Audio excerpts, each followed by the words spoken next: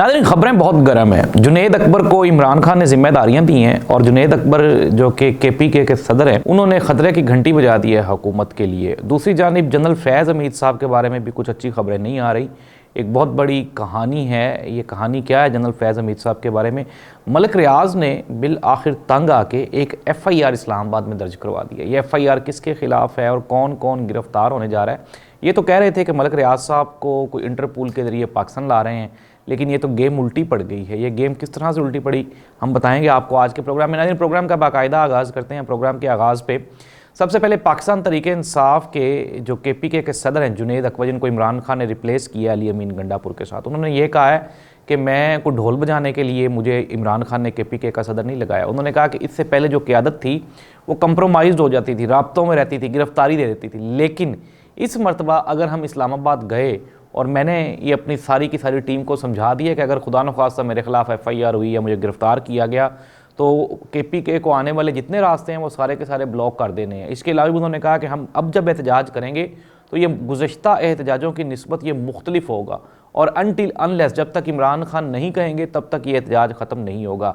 नाज़रीन, पाकिस्तान तरीके इंसाफ को हर हिले हरबे बहाने से 3 कुछ सालों में उनको एडजस्ट करने का, फिक्स करने की कोशिश की गई, लेकिन हमने देखा है कि पाकिस्तान तरीके इंसाफ नहीं हो रही कंट्रोल किसी भी सूरत पे। और उसकी सबसे बड़ा रीज़न यही है कि अवाम के पास रिलीफ नहीं है, अवाम के पास कुछ भी नहीं है।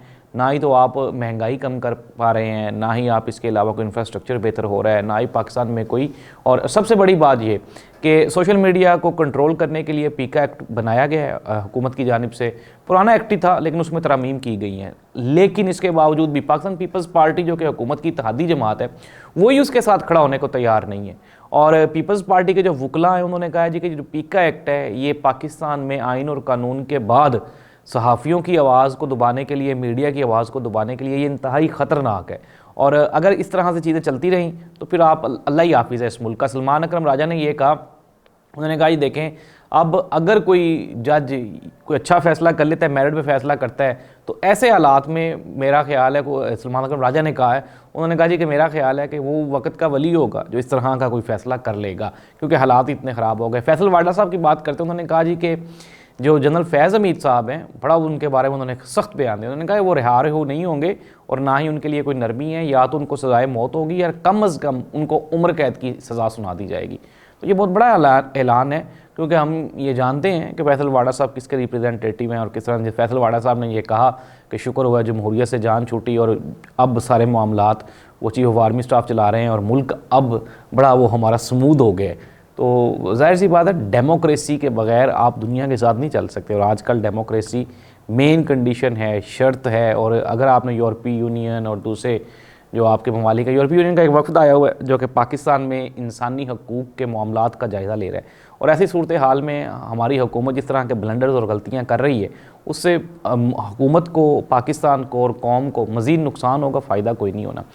मोहतरम मरियम नवाज़ साहिबा एक्टिव दिखाई देती हैं पंजाब में, लेकिन जो चीज़ें डिलीवर होनी चाहिए वो नहीं हो रही। अब ये और बात है कि आहिस्ता आहिस्ता चीज़ों को समझने की कोशिश की जा रही है। सोशल मीडिया पे बहुत ज़्यादा फोकस किया गया है और एक तरफ तो पीके एक्ट लगाया गया, दूसरी जानब ये है कि हुकूमत और हुकूमत के जो हामी जितने भी हैं, उनके साथी हैं, वो सारे के सारे सोशल मीडिया पे इन्वेस्टमेंट करना चाह रहे हैं और सोशल मीडिया को मज़ीद अपना इम्प्रूव करना चाह रहे हैं। और ये शिकायत भी थी मुस्लिम लीग नून से कि जी ये सोशल मीडिया पे या मीडिया पे बहुत पीछे हैं, इनकी जो टेक्नोलॉजी है या इनकी जो टेक्निक्स हैं वो बड़ी पुरानी हैं, जिस वजह से पाकिस्तान तरीके इंसाफ आ गया। नाज़रीन, पाकिस्तान तरीके इंसाफ सिर्फ सोशल मीडिया पे ही नहीं आ गए, पाकिस्तान तरीके इंसाफ काम करने में भी आ गया, पाकिस्तान तरीके इंसाफ नज़रिए में भी आ गया, पाकिस्तान तरीके इंसाफ बयानिया में भी आ गए। और सबसे बड़ी बात यह है कि पाकिस्तान तरीके इंसाफ का जो लीडर है इमरान खान, वो जेल में बैठा हुआ है और किसी भी किस्म का वो ना तो कोई रिलीफ मांगता है बल्कि वो ये कहता है कि मेरे वर्कर्स को छोड़ दो। नाज़रीन, बड़े सहाफ़ी हैं हमारे वड़ाई साहब, उन्होंने कहा कि अगर पाकिस्तान तरीके इंसाफ को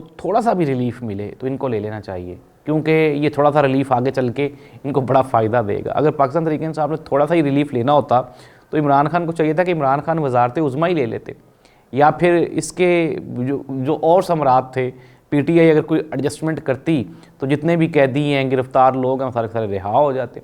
तो वो तो PTI ने या इमरान खान ने बेनिफिट लिया नहीं, तो अब किस तरह से लेंगे, ये एक बड़ा सवालिया निशान है।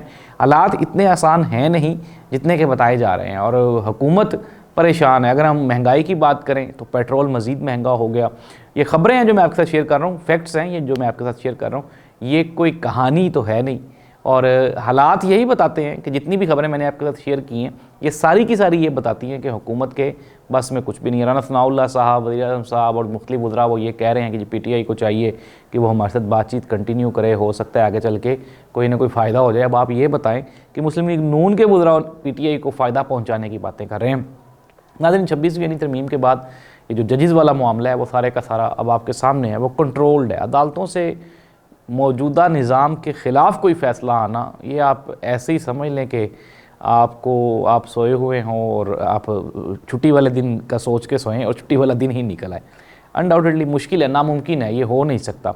क्योंकि अगर हम बात करें हालात की तो हालात तो आप ये देखें कि हुकूमत से आगे भाग रहे हैं, हुकूमत उसके पीछे पीछे भाग रही है, चीज़ें कंट्रोल नहीं हो रही और आने वाले दिनों में हुकूमत के लिए मज़ीद मुश्किलात बढ़नी हैं, कम नहीं होनी। नाज़रीन, कंक्लूड करते हैं प्रोग्राम को। 2-4 इन्फॉर्मेशन है जो मैं आपके साथ शेयर कर देता हूँ कि आगे होने के हवाला है। होना तो यही है कि मैंने आपको बारहा हर प्रोग्राम में ये बताया कि इमरान खान के बगैर ये निज़ाम नहीं चल सकता। इमरान खान को रिलीफ देना पड़ेगा, इमरान खान के साथ बातचीत करना पड़ेगी। अब इमरान खान किस तरह से हुकूमत के साथ इंगेजमेंट बढ़ाते हैं ये एक सवालिया निशान है। जिस तरह सुहेल बड़ाई साहब ने कहा ना कि PTI को चाहिए कि थोड़ा बहुता मामलात को देख के वो इनके साथ चल पड़े, तो मैं ये कहता हूँ कि हुकूमत को चाहिए कि PTI की सारी शराइत मान के फिर भी अगर वो PTI को साथ लेके चलने में कामयाब हो जाए तो ये हुकूमत के लिए कामयाबी होगी। कुछ 6 महीने साल और निकल जाएगा। अदरवाइज़ ये जो निज़ाम है ये चलता हुआ दिखाई नहीं देता। सबसे जो बड़ा रीज़न है वो ये है कि इस हुकूमत के पास अवामी मैंडेट ही नहीं है, अवाम की सपोर्ट ही नहीं है। इतना कुछ हो जाने के बावजूद आज आप वोट करवा लें। वो हमारे बड़े सीनियर सहाफ़ी मुजम्मल सोहरवर्दी साहब, उन्होंने कहा जी कि PTI को जलसा करने दें, अब इनसे उतना रश नहीं होगा, लाखों लोग। आप छोड़ के देख लें इमरान खान को, PTI का इम्तहान लेना है आपने, आप छोड़ के देख लें और इमरान खान को कहें कि एक जलसा करके दिखाया आपको। अगर पूरा मुल्क उसमें, मैं कहता हूँ लाखों के करोड़ों लोग आ जाएंगे। इमरान खान की पॉपुलैरिटी है और वही पॉपुलैरिटी हुकूमत के लिए ख़तरे का बायस है। अल्लाह इस मुल्क का हामी नासिर। अल्लाह हाफ़िज़।